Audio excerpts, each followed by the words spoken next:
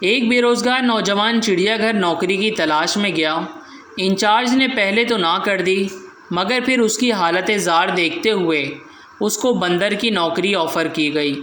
Incharge نے کہا، ہمارا بندر مر گیا ہے، اگر تم اس کی جگہ کام کرنا چاہو تو میرے پاس یہی ایک جگہ خالی ہے۔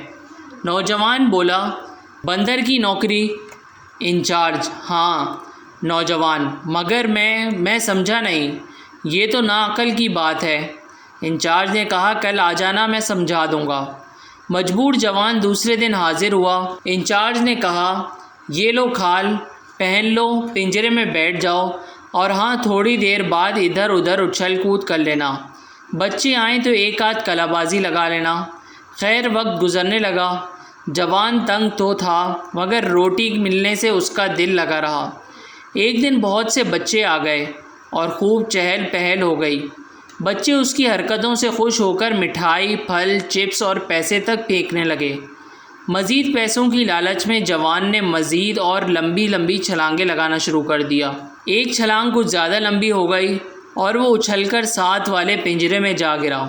دیکھتا کیا ہے کہ یہ پنجرہ شیر کا ہے۔ خوف سے اس کی چیخ نکلتے نکلتے رکی۔ شیر آرام سے اٹھا اور سکون سے چلتے چلتے اس کے قریب آیا۔ اس نے آنکھیں بند کر لیں اور سمجھ لیا کہ آج تو نہیں بچوں گا۔ شیر نے اس کو سونگھنے کی ایکٹنگ کرتے ہوئے منہ اس کے کان کے قریب لایا اور سرگوچی میں کہا، اوئے بے غیرت، اپنی نوکری کے آگے میری نوکری بھی پیچھے کر دی۔ چل چھلانگ لگا اور واپس دفع ہو اپنے پنجرے میں۔